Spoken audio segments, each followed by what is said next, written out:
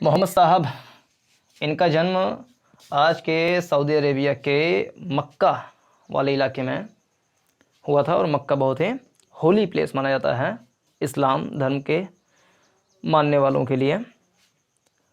तो 570 एडी में, ईस्वी में, ठीक है, मोहम्मद साहब का जन्म हुआ था।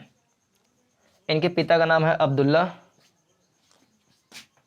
और माता का नाम है अमीना, और कभी कभी इसको अमीनाह भी बोल सकते हैं, अमीनाह। पिता का नाम था इनके अब्दुल्ला, पत्नी का नाम था खदीजा।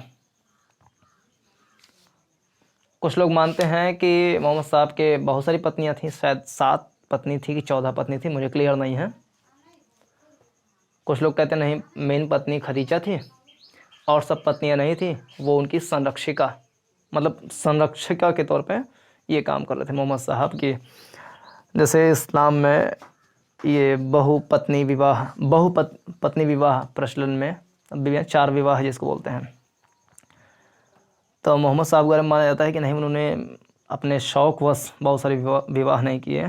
विवाह इसलिए किए कि जब वो किसी लड़की को बहुत तकलीफ़ में देखते थे तो कहीं उनकी तकलीफ़ को देख करके कोई दूसरा मर्द उसके साथ बदसलूकी ना करें, उसकी इज़्ज़त पे हाथ न डालें, तो मोहम्मद साहब खुद ही उनको अपने संरक्षण में ले लेते थे। कुछ लोग कहते हैं वो संरक्षण के तौर पे इसलिए लेते थे, पत्नी बना लेते थे। कुछ लोग कहते हैं नहीं, पत्नी नहीं, वो संरक्षण करते थे, उनका प्रोटेक्शन करते थे। तो ये तो ऐतिहासिक और काल्पनिक बातें हो सकती हैं, और जो अच्छी चीज़ हो सके उसको मान लें, और कल्पना करके जो हम अच्छी चीज़ें बना सकते हैं उसको मान लें। जो इनको ज्ञान मिला कहाँ पे? हीरा पहाड़ी में, वहीं मक्का के पास हीरा नाम की कोई पहाड़ी रही होगी, हीरा डायमंड, वहाँ पे इनको ज्ञान मिला। जैसे भगवान बुद्ध को ज्ञान कहाँ मिला? पीपल के पेड़ के नीचे बोध गया बिहार में। उसके बाद वो सारनाथ गए, वाराणसी, वहाँ पे अपनी शिक्षा दीक्षा दिए। उसके बाद जगह जगह गए, बौद्ध मठ बनाए, विहार बनाए, चैत्य बनाए, बौद्ध धर्म का प्रसार किए। लद्दाख से होते हुए तिब्बत तक चला गया बौद्ध धर्म। ऐसे इनको ज्ञान मिला हीरा पहाड़ी पर, और फिर ये अपना ज्ञान बांटने लगे। ज्ञान बांटे, और उस समय क्या था कि जो अरब वाला इलाका था वो छोटे छोटे कबीलों में बटा हुआ था, छोटे छोटे कबीलों में, और हर कबीला के अपना भगवान होता था, उनकी अपनी परंपराएं, अपना एडमिनिस्ट्रेशन कल्चर अपना अपना होता था। और कई बार ऐसा होता था कि वो सारे कबीले आपस में लड़ते रहते थे। तो जो ज्ञानी पुरुष होते हैं वो लड़ाई झगड़ा नहीं चाहते हैं, वो सोचते हैं कि लड़ाई झगड़ा को शांत करने का कोई तरीका निकाला जाए। मोहम्मद साहब ने कहा कि मुझको हीरा पहाड़ी के पास जो है ज्ञान की प्राप्ति हुई है, मुझे पैगंबर मानिए, मैं अल्लाह का पैगाम लेकर के आया हूँ। ईश्वर सभी के अलग अलग नहीं हैं, तुम सब एक हो, और तुम सब का एक ही ईश्वर है, वो है अल्लाह, और मैं हूँ अल्लाह का पैगंबर। इनको इस्लाम का सबसे आखिरी पैगंबर माना जाता है, ठीक है। तो ये कहे कि बहुदेववाद नहीं, एक ईश्वरवाद, ईश्वर एक है अल्लाह, उसी की पूजा कीजिए, उसी की इबादत कीजिए, ठीक है। ऐसा क्यों कह रहे होंगे? ताकि लोग लड़े नहीं आपस में ना। अब सच में एक है कि सच में बहुत सारे हैं, पता नहीं, लेकिन जो उनका इंटेंशन जो किताबों में पढ़ने को मिलता है वो ये कि लोग लड़ाई ना करें, और लड़ाई न करने के उद्देश्य से अगर कुछ भी चीज़ बताई जाए उसको अच्छा ही माना जाना चाहिए, ठीक है। मुसलमान का मतलब क्या होता है? जो ईमान पर चले उसको मुसलमान बोलते हैं। और इस्लाम का मतलब क्या होता है? जो शांति का प्रणेता या शांति को फैलाने वाला, स्प्रेडर ऑफ पीस, उसको बोलते हैं इस्लाम।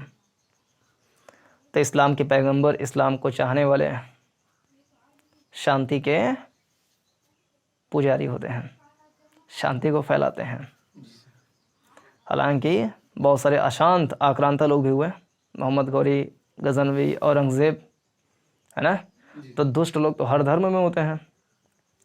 कोई कहे कि हिंदू धर्म में सब एकदम सच्चे हैं, बहुत अच्छे हैं, तो कोई गारंटी नहीं ले सकता कि सब अच्छे हैं A to Z। तो धर्म जो है किसी को अच्छा बनाने की गारंटी नहीं ले सकता, ठीक है। लेकिन हम लोग फ़ायदा उठाने के लिए या कभी कभी टाइम पास के लिए कुछ टिप्पणियाँ करते हैं। ऐतिहासिक घटनाएं हैं, कुछ घटनाएं बहुत बुरी हैं, मंदिरों को तोड़ना, मठों को तोड़ना, ये घटनाएं जो हैं बहुत बुरी हैं। और ये इस्लाम धर्म की जो मान्यता है कि शांति फैलाना चाहिए, उसके उसूल के खिलाफ है। इस्लाम के 2-3 सिद्धांत हैं, उसमें से एक है समानता। मोहम्मद साहब ने कहा कि इस्लाम को मानने वाले सभी स्त्री पुरुष, everyone is equal in front of Allah. इसका मतलब क्या है? Everyone should be equal treated, सभी को समान रूप से ट्रीट किया जाना चाहिए, चाहे महिला हो चाहे पुरुष हो, क्योंकि अल्लाह के सामने तो सभी समान हैं, ऐसा पैगंबर साहब ने कहा था। लेकिन इनकी ये बातें ना लोगों को अच्छी नहीं लगी। क्या बहुत ज्ञान दे रहा है, ज्ञान मिल गया है, पढ़ लिया है, ज्ञान दे रहा है, तो इनको भगा दिए। कुछ लोग शायद बदसलूकी भी किए हों। उनको मक्का से बहुत परेशान किया गया। वहाँ से वो 622 ईस्वी में मक्का से चले गए मदीना, जो कि मदीना मक्का से उत्तर में है। मदीना में गए 622 ईस्वी में, और मोहम्मद साहब का मक्का से मदीना जाना हिजरत कहलाता है। हिजरत उर्दू अरबी में ज को कई बार ज प्रोनाउंसिएट करते हैं, ज, जैसे गाज़ियाबाद है ना जी सर। जब बिंदी लगी तो नुक्ता बोलते हैं इसको, नुक्ता। और उसी के 10 साल बाद 632 में, 10 साल बाद यानी कि 632 में इनकी हो गई मृत्यु। और जब मोहम्मद साहब की मृत्यु हो गई तो धीरे धीरे खलीफाओं का नियंत्रण हो गया।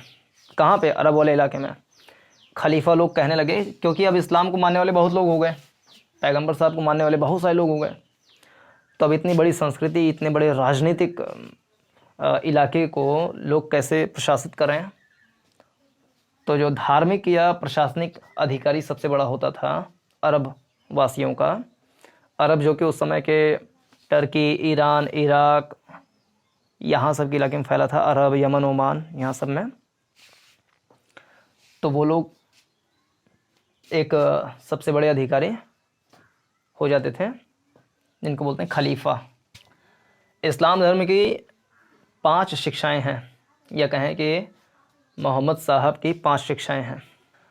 पहला है उसमें से कलमा, दूसरा नमाज, कि सभी मुसलमानों को दिन में 5 वक्त की नमाज अदा करनी चाहिए। रोज़ा, कि 1 महीने का रोज़ा रखते हैं, जैसे हिंदू में व्रत है वैसे मुसलमानों में रोज़ा है। वो 1 महीने का रखते हैं, हम लोग 9 दिन का रखते हैं, और साल में 2 बार रखते हैं, 18 दिन हो गया। तो हो सकता है मोहम्मद साहब ने भी ये चीज़ सोचा हो कि नहीं ऐसा होता होगा या होता है। बुद्धिमान नई नई कल्पनाएं खोज करते रहते हैं, तो रोज़ा उन्होंने कहा कि रोज़ा रहना चाहिए। और ज़कात, ज़कात क्या है? हज, हज